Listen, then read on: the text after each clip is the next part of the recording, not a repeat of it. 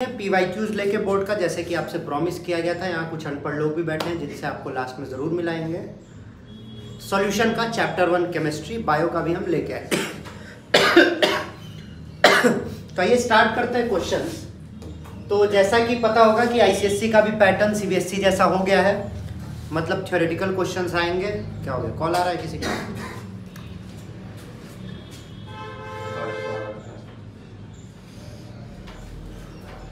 इस बार से CBSE हो गया है, मतलब थ्योरेटिकल क्वेश्चन ज़्यादा आएंगे, एप्लीकेशन वाले क्वेश्चन ज़्यादा आएंगे। एप्लीकेशन क्वेश्चन मतलब जैसे यहाँ दिया है पहले ICSE में डायरेक्ट क्वेश्चन आता था, या तो डायरेक्ट तुमसे कोई टॉपिक पूछ लेगा या तो न्यूमेरिकल पूछ लेगा, और CBSE में क्वेश्चन थ्योरीज के फॉर्म में आते हैं। तो अब ICSE वालों को भी ये प्रैक्टिस करना होगा। पहले क्वेश्चन से स्टार्ट करते हैं। अब ये छोटे छोटे क्वेश्चन हैं, 1-1, 2-2 मार्क्स के। करिए, ट्राई करिए। क्वेश्चन मत लिखो, हम क्वेश्चन का PDF भेज देंगे। आंसर बताओ।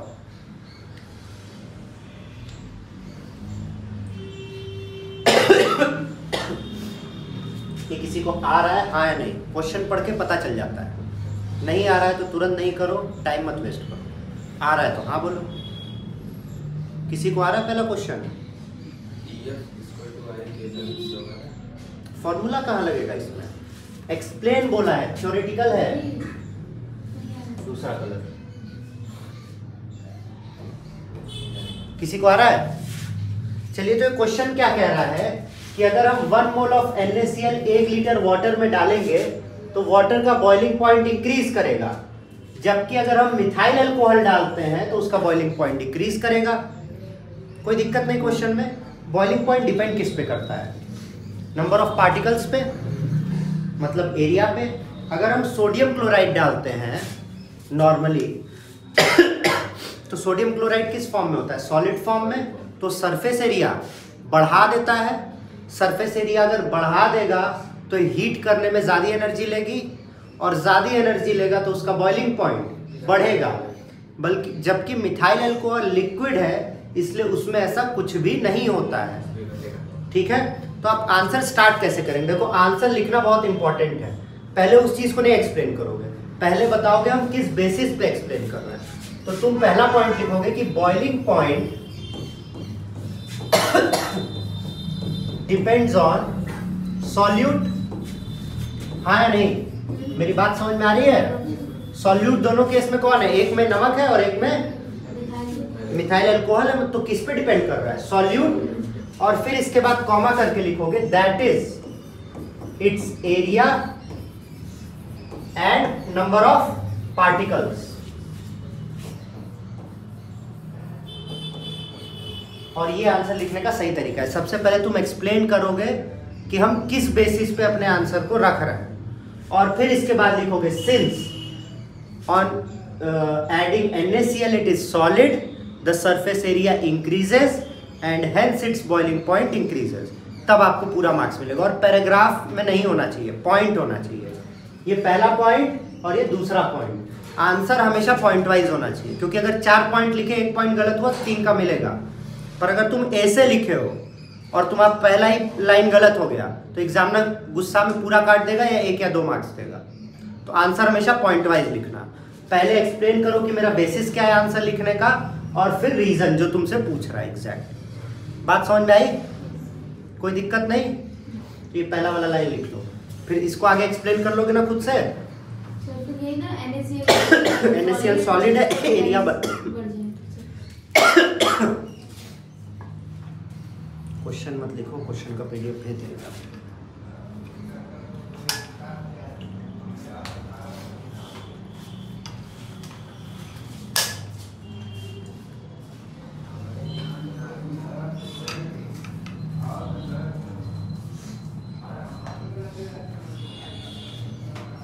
हो गया?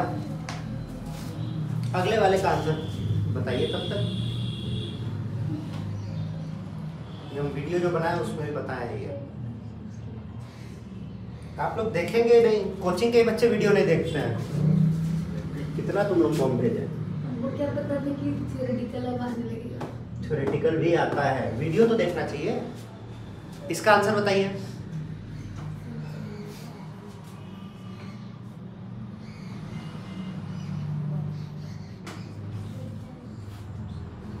क्वेश्चन पढ़ लिया? क्वेश्चन पढ़ते ही ये बात समझ में आ जाती है कि इसका आंसर हमें आ रहा है या नहीं। कितने लोग को इसके आंसर का कोई आइडिया है? सेकंड, आइडियल सॉल्यूशन 100% होता है। आंसर आ रहा है इसका, हाँ या नहीं? दो ही आंसर है। नहीं, एकदम नहीं, किसी को नहीं आ रहा है, गलत बात है। देखिए, हमें जो आइडिया है कि आप लोग लिखने वाले हैं कि यहाँ पे आपको दो शब्द दिखा, कौन सा? Ideal, non ideal solution. तो तुम आइडियल को एक्सप्लेन कर दोगे और नॉन आइडियल को कर दोगे कि ideal solution always obey Raoult's law, और तुमको फिर 0 मार्क्स मिलेगा। क्योंकि हमसे पूछ क्या रहा है? फोर्स ऑफ इंटरेक्शन के बारे में बताइए। आइडियल और नॉन आइडियल किसके रेफरेंस में एक्सप्लेन करना है? आइडियल और नॉन आइडियल को फोर्स ऑफ इंटरेक्शन में। तो देखो, आंसर देखो और कैसे लिखना है ये भी देखो। पहला हेडिंग क्या डालोगे? Ideal solution. ये नहीं लिखना है कि always obey Raoult's law, delta V equal to 0, delta H, ये सब कहानी नहीं लिखनी है। तुम्हें बताना है कि इसमें ये नॉर्मल मॉलिक्यूल है और ये कंपाउंड है, तो ये तो प्योर है और ये क्या है? इम्प्योर, मिक्सचर है ना। इम्प्योर नहीं लिखोगे तो कहोगे जितना force of interaction, force of attraction इसमें है, उतना ही फोर्स ऑफ अट्रैक्शन इसमें भी होता है अगर वो आइडियल सॉल्यूशन होगा। बदतमीज, स्क्रिप्ट लीक कर रहा है। टच हो गया। जितना फोर्स ऑफ अट्रैक्शन इसमें है, उतना ही फोर्स ऑफ अट्रैक्शन इसमें भी है। और क्योंकि ऐसा होता है, इसी कारण से जब इसको इसमें मिक्स करते हैं तो change in volume of mixture क्या आता है? 0 आता है। Change in enthalpy of mixture 0 आता है। क्योंकि जितनी एनर्जी यहाँ लग रही है उतनी एनर्जी यहाँ लग रही है, एनर्जी में कोई चेंज नहीं होगा। और इसीलिए इसके नीचे फिर ये भी लिखोगे, that is why it obeys Raoult's law perfectly, कि अगर इंक्रीज करेगा तो लीनियरली और डिक्रीज करेगा तो लीनियरली। मेरी बात समझ में नहीं आ रही है तो बताओ, हम फिर से एक्सप्लेन करते हैं। देखो, आइडियल सॉल्यूशन, हम सॉल्यूशन का मतलब क्या होता है? दो लोग को मिक्स करना। और आइडियल सॉल्यूशन क्या कहता है कि जब दो लोग को मिक्स करते हैं तो ना चेंज इन वॉल्यूम हो रहा है मिक्सचर के और एनर्जी भी नहीं रिलीज हो रही है। ये कब होगा? जब जितनी एनर्जी इसके बॉन्ड ब्रेकिंग में बनेगी उतनी एनर्जी इस्तेमाल कर ले बराबर, तभी ना एक्स्ट्रा नहीं लगेगा कि मम्मी से हम 50 पे भिड़ाए, मेरा 50 पे लग गया। सेम, ठीक? तुमको ये बनाना पड़ेगा और ये लिखना पड़ेगा। अगर तुम ये कहानी खाली लिख के आ गए तो मार्क्स नहीं मिलेगा। जिस टॉपिक पे पूछ रहा है वही बताना पड़ेगा। तो बस लिख देंगे, मतलब ये ऐसे ड्रॉ करोगी, फिर लिखोगी ये कि the force of attraction between pure solvent and solute is equal to the force of attraction between mixtures. या तो तुम इसे ऐसे लिख सकती हो कि delta H force of solute is equal to force of interaction of mixture, और फिर इसके नीचे दैट इज वाई। तो नॉन आइडियल में क्या हो जाएगा? नॉन आइडियल में या तो मिक्सचर जो है, मिक्सचर का फोर्स ऑफ इंटरेक्शन ज्यादा रहेगा प्योर सॉल्वेंट से। प्योर सॉल्वेंट से या तो ऐसे लिख लो ए बी करके, या तो मिक्सचर का force of interaction pure solvent से कम रहेगा। और क्योंकि ये ज्यादा कम रहेगा इसीलिए ये 0 नहीं हो पाएगा, क्योंकि जो प्योर है उसमें जितनी एनर्जी लग रही है उससे अधिक हमको बनाने में लग जाएगी, तो डेविएट करेगा। और यहाँ पे कम लगेगी इसलिए वो डेविएट करेगा। तो पॉजिटिव डेविएशन और नेगेटिव डेविएशन, ग्राफ याद है, वीडियो में है, कोई दिक्कत नहीं। ये ऐसे लिख लो। सर यहाँ पे सॉल्वेंट होगा कि ये भी सॉल्यूट होगा? तो इसको सुंदर तरीके से लिख दे रहा है। ये वाला अच्छा ही नहीं, अच्छा ही नहीं।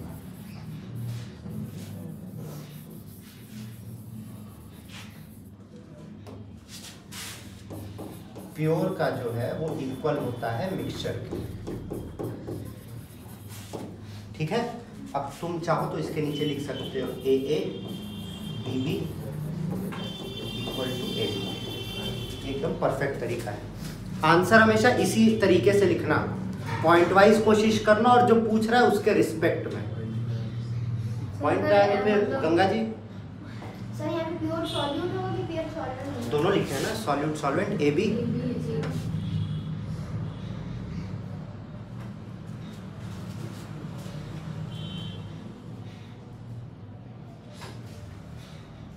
इसके नीचे कैसे कहानी लिखनी है वो समझ में आ रही है ना? एलकेजी के बच्चों को तो लिखाना नहीं ना पूरा।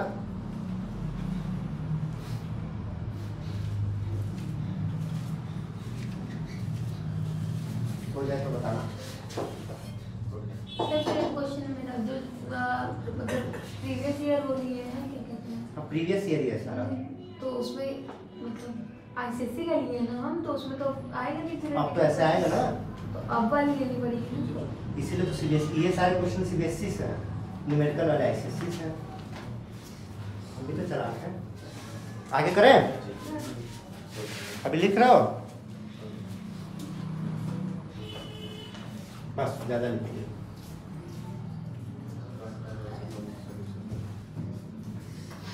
ये तो हो जाएगा ना, इसमें किसी को दिक्कत है? आइसोटोनिक किसी को आइडिया है कि नहीं है? हाँ नहीं बोलो, नहीं बोलोगे तो हम बताएंगे। वही ना, osmotic pressure one equals to osmotic pressure. तो पहला पॉइंट आप लिखेंगे पाई 1 इज इक्वल टू, फिर इसके नीचे लिखोगे दो सॉल्यूशन, हाँ, दो solution which have same osmotic pressure are known as isotonic solution and no net movement takes place. इसको मत लिखो, ये तो दिया हुआ है तो इजी है। अब आ गया हमारा न्यूमेरिकल। हर टाइप का न्यूमेरिकल है। न्यूमेरिकल के लिए सबसे पहला काम क्या होता है? गिवन लिखना। लिखिए, ट्राई करोगे, क्वेश्चन हो पाएगा? ट्राई करो, पॉज करो तो इसको। किसी भी न्यूमेरिकल का गिवन लिखना। पहले गिवन लिखते हैं। पहली चीज क्या दी हुई है? मोलैलिटी 1, बॉइलिंग पॉइंट कितना दिया है?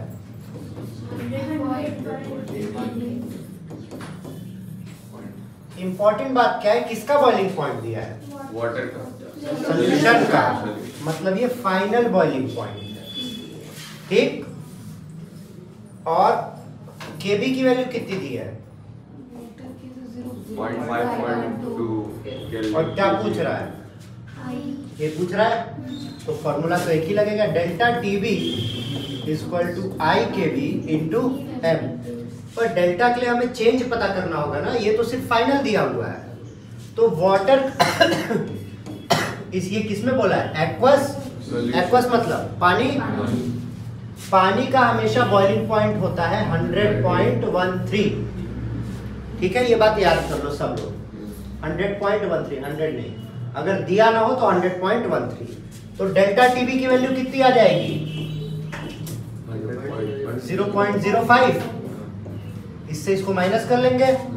अब सारी वैल्यू रखते हैं। 0.05 equal to I into 0.512 into 1, लाके डिवाइड कर दो।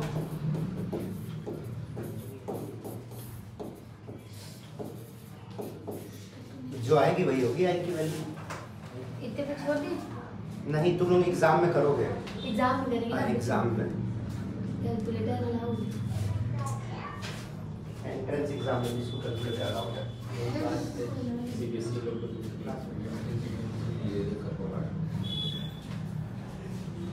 पॉज कर दो। अगला क्वेश्चन बहुत ही सुंदर सा है, पर तुम लोग को भी नहीं आएगा। डिफाइन, अरे बस फॉर्मूला लिख देंगे। ये अभी डिफाइन किया है आइसोटोनिक। मोल फ्रैक्शन का फॉर्मूला लिख देंगे, लिख देते हैं, नहीं तो कहोगे कि मोल फ्रैक्शन को चाई से दिखाएंगे, number of moles of A upon total number of moles.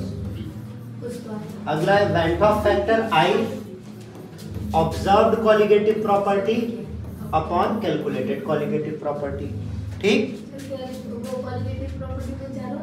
हाँ, और फिर आइडियल सॉल्यूशन पूछ रहा है। आइडियल सॉल्यूशन में पहले वो तीनों पॉइंट लिखोगे। कौन तीनों? बता दो, हम बता दो। ऑलवेज ओबे राउल्स लॉ। तो ये तो आसान था, पर फिर भी हमें बताना पड़ा। बता तो रहे थे। इसको ट्राई करिए, बहुत ही सुंदर सुशील गुणवान क्वेश्चन ये भी है, करके दिखा दो इसी बात पे। चलो पॉज करो, बच्चों को समय। पहला काम हमेशा क्या है, गिवन। तुम लोग यही नहीं पहचान पा रहे हो कि पूछ क्या रहा है। और देखते हैं, calculate the mass of compound, जिसका मोलर मास, तो जो कंपाउंड है उसका गिवन मास हमें निकालना है। गिवन मास कितना, x, और मोलर मास 256। हाँ तुम तो लिख ही लिए थे। टू बी डिसॉल्व्ड इन कितना, तो बेंजीन यहाँ पे क्या है, बेंजीन सॉल्वेंट है, और मास ऑफ सॉल्वेंट कितना है 75। इतनी बात समझ में आ रही है, हाँ या नहीं? अरे बोला ही नहीं जा रहा है किसी से। ये देखो T की वैल्यू कर, lower it's freezing point. Question पढ़ा करो। तो डेल्टा TF कितना है 0.48, और KF की वैल्यू कितनी है, अगर तुम्हें वही लिखे हैं, वही लिखे हैं। जैसे तुम्हें KF के भी दे दे, फॉर्मूला समझ जाओ। क्या यहाँ पे कहीं पे वैन हॉफ फैक्टर दिया है? तो कुछ लोग जो कह रहे थे वो फॉर्मूला गलत था। TF is equal to KF into M। तुम डेल्टा TF कितना दिया है 0.48, KF कितना दिया है, और M को लिखते हैं। अब M को हमें तोड़ना पड़ेगा। M क्या होता है, number of moles of solute upon mass of solvent in kg। तो आइए 0.48 अपॉन 5.12, डेसिमल से डेसिमल कट जाएगा। नंबर ऑफ मोल्स का फॉर्मूला गिवन मास अपॉन, तो क्या हो जाएगा x upon 256 into mass of solvent कितना है 75, पर मास ऑफ सॉल्वेंट किस में होता है kg में, और ये किस में दिया है ऊपर। कोई दिक्कत? 25 3 हो गया। इसको 20 से काट दो, फिर काट दो, तब फिर काट दो, नहीं कटेगा। क्या हो जाएगा 48 into 3 into 32 upon 512 into 5 equal to x। 48 के टेबल में 512 आता है, 8 4 32 आता ही होगा, बहुत लंबा हो जाएगा।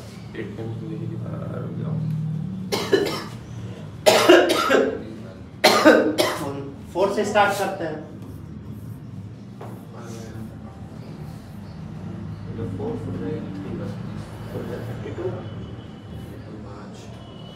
4 3 12, 4 3 12, 4 2 8।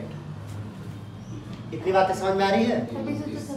32 से 32 कट गया, बचा क्या 9/5। कितना आ गया 5 × 5 1.8 ग्राम। बात समझ में आ रही है? पहले गिवन लिखना सीखिए और देखिए क्या क्या पूछ रहा है। कुछ लोग इसको और इसको डिवाइड करके मोल्स निकाल लेते हैं।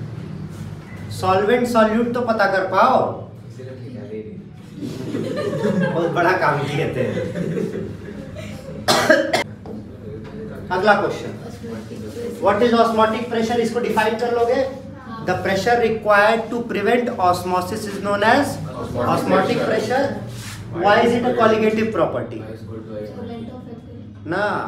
किसी भी चीज को कॉलिगेटिव प्रॉपर्टी तब कहते हैं जब वो डिपेंड करता है नंबर ऑफ सॉल्यूट पार्टिकल्स पे।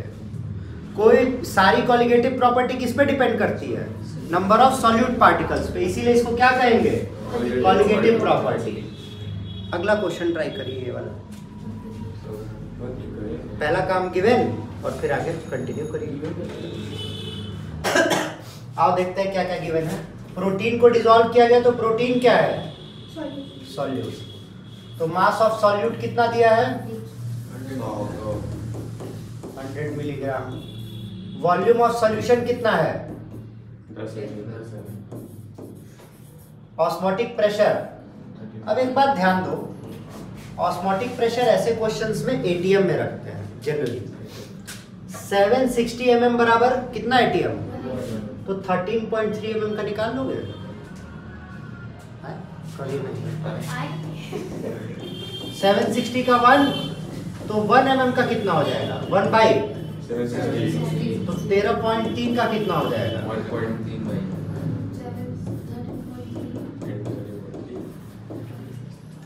यही ना, 1 नहीं 760 है। लग रहा है 1। लग तो हमें भी रहा था कि तुम लोग पढ़ के आओगे। तो पाई की वैल्यू निकल जाएगी। आर की वैल्यू गिवन है,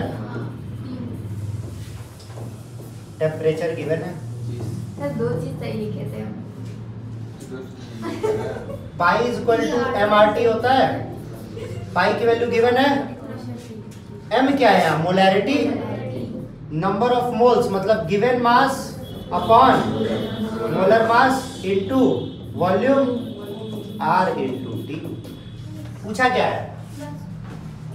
पूछा मोलर मास पूछा है, कैरियर मोलैरिटी। देखो हम नहीं गिराए सर, ये हम नहीं गिराए, हम नहीं रखे। तो फिर उसी पे रख देंगे। तो मोलर मास पूछा है, गिवन मास कितना है? वॉल्यूम कितना है? इसको 1000 में कन्वर्ट करेंगे मतलब ऊपर 1000 मल्टीप्लाई कर देंगे। r गिवन है, t गिवन है और पाई की वैल्यू गिवन है। बात समझ में आ गई? इस बार हम कैलकुलेट नहीं करेंगे, नहीं तुम लोग छापने लगते हो। छापने नहीं रहे थे हम, देखिए पिछले क्वेश्चन कुछ पॉज करो। अरे जिसको दोबारा हमें ही करना पड़ेगा। क्वेश्चन देख ही रहे आप लोग, करके दिखाइए।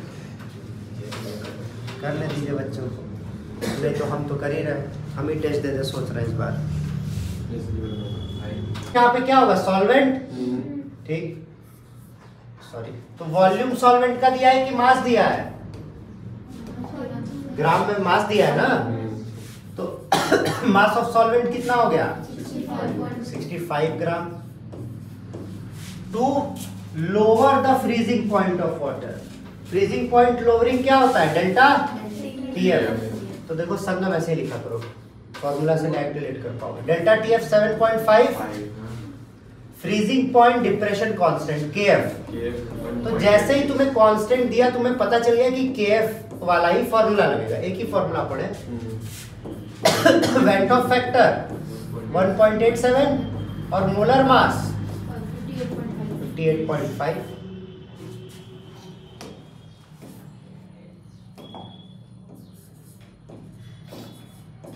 तो आइए लगाते हैं।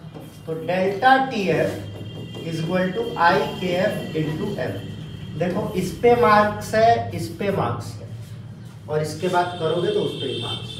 तो गिवन इज्जत से लिखना। अब आओ देखते हैं, वैल्यू रखते जाते हैं। डेल्टा टीएफ कितना दिया है? 7.5। आई की वैल्यू कितनी दी है? 1.7। ये क्यों बनाया?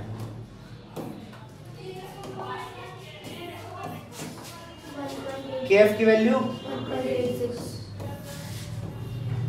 अब m को खोलना है। m मतलब number of moles of solute, उसको भी जोड़ेंगे तो नंबर ऑफ, अरे mass of solute given mass upon, हाँ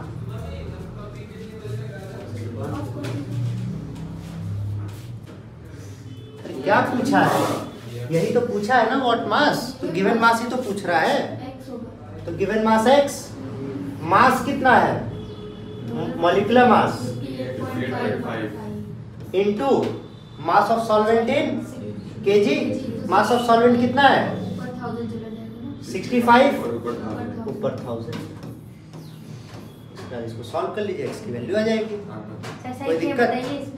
हाँ, मुस्कान बहुत तेज लड़की है, सही किया, टॉपर है, सालों बाद एक क्वेश्चन सही किया। पॉज कर दो। क्वेश्चन पे बढ़ते हैं। अगले संडे से पहले कितना क्वेश्चन हो जाना चाहिए? एक दिन में 20 क्वेश्चन के हिसाब से 140 सिर्फ एक सब्जेक्ट का। तो दोनों सब्जेक्ट के उतने क्वेश्चन हमें अगले संडे तक चाहिए। हम कॉपी जरूर देखेंगे कहाँ की हो।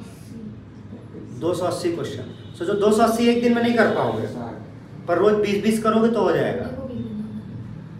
आज भी करना है, ये नहीं कि कल से, हीरो कल से नहीं, आज ही से स्टार्ट करना है। तो 20-20 क्वेश्चन करोगे, बहुत ढेर सारा क्वेश्चन हो जाएगा। जो नहीं आ रहा है फिजिक्स वाले सर से पूछो, केमिस्ट्री के लिए हम है ही। खत्म हो गया क्या? Rest in peace.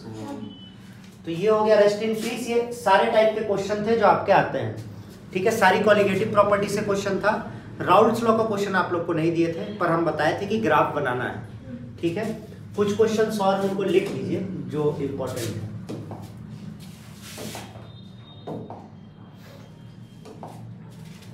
एक पूछता है एजियोट्रॉपिक मिक्सचर,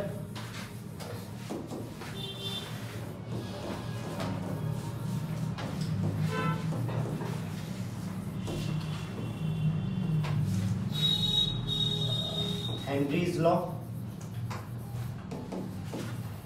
ये थ्योरी है ना? हाँ ये थ्योरी है। राउल्ट्स लॉ का ग्राफ पॉजिटिव और नेगेटिव दोनों। हाँ डायरेक्ट भी पूछ सकता है, डेविएशन भी पूछ सकता है। और इसके बाद कॉलिगेटिव प्रॉपर्टी का डेरिवेशन।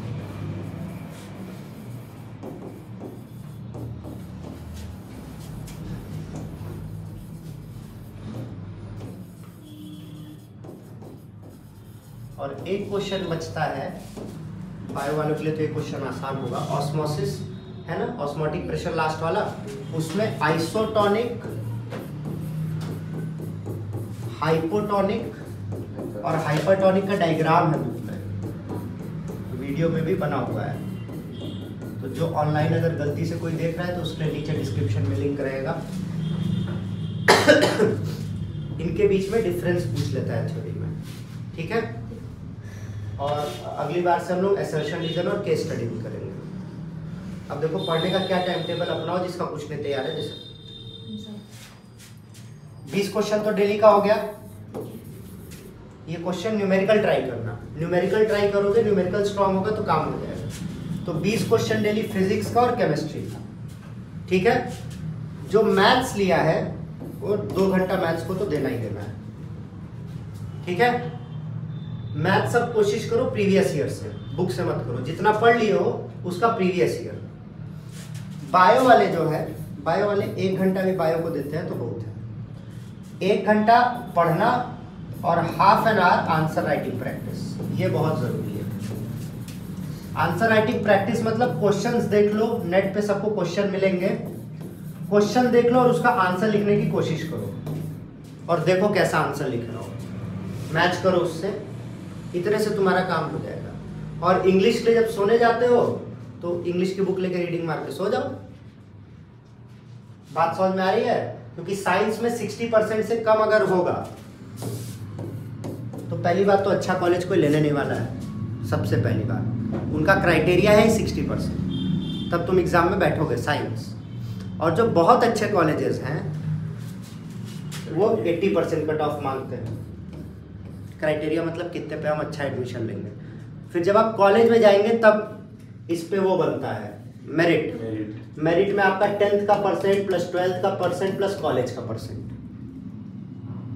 तो ये अगर अच्छा कर चुके हो तो अच्छी बात है, ये भी अच्छा कर लो, एटलीस्ट 80 रखो। इतना अभी करोगे तो अभी से भी 90% का चांस है। दिन भर में 4 से 5 घंटा देना होगा। अब फोन ऑन छोड़ दो, अब लास्ट टाइम आ गया है। अब के बाद वही बच्चे बचेंगे जो 60-70 किसी तरीके से खींचेंगे, लास्ट में पढ़ के नहीं होगा क्योंकि एंट्रेंस भी देना है इसके बाद। तो 90% करना है तो ये रोज होना चाहिए। 20 question physics, 20 question chemistry. Maths वाले 2 घंटा मैथ्स को और एग्जाम्पल ज़रूर करो मैथ्स का, जितने भी मैथ्स वाले हैं। बुक में जो एग्जाम्पल है वो ज़रूर करना, वही आता है। और बायो वाले 1 घंटा रीडिंग करो, बुक की रीडिंग लाइन बाय लाइन, और आधा घंटा आंसर राइटिंग प्रैक्टिस। ये एग्जैक्ट टाइम टेबल है जो तुम्हें चाहिए, इसी से काम होगा। इसके अलावा कोई टाइम टेबल की जरूरत नहीं। इसमें कोई टाइम लिमिट नहीं है, 20 क्वेश्चन होना चाहिए रोज का। सुनो अब क्वेश्चन कैसे करोगे। 20 क्वेश्चन कर, पहला क्वेश्चन कर रहे हो, पहले उसे ट्राई करो, गिवन लिखो जैसे ऑर्डर बताया गया है, गिवन लिखो, फॉर्मूला लिखो और सॉल्व करो। नहीं हो रहा है तो उसका आंसर देख लो कि कैसे कर रहा है, तुरंत नहीं। ये नहीं कि पहली बार लिखे नहीं हुआ, कोशिश करो, होगा क्यों नहीं। ठीक है, स्टार्टिंग में तुम, और इस चीज का भी ध्यान रखना कि स्टार्टिंग में कितना क्वेश्चन 20 में से सही कर पा रहे हो। जैसे तुम ये बस एक हफ्ते के लिए ट्राई करो, पहले एक हफ्ते बाद 20 में जितना क्वेश्चन सही हो रहा है वो बढ़ता जाएगा। आंसर राइटिंग जो तुम्हारी हो रही है वो भी बढ़ती जाएगी, इसकी गारंटी मेरी है। अगर एक हफ्ते बाद ये नहीं होता है तो छोड़ देना, फिर अपना टाइम टेबल अपनाना।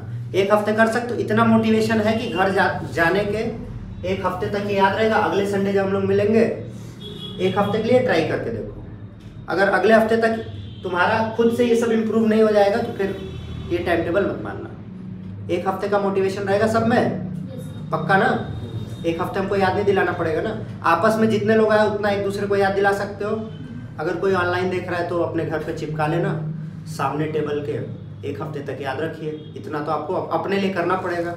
पबजी और ये सब याद रहता है, कितने बजे ऑनलाइन जाना है, कितने बजे इंस्टाग्राम पे ऑनलाइन जाना है, कितने बजे लाइव कोई आने वाला है हमारा स्पेशल, कोई मीम्स याद रहता है।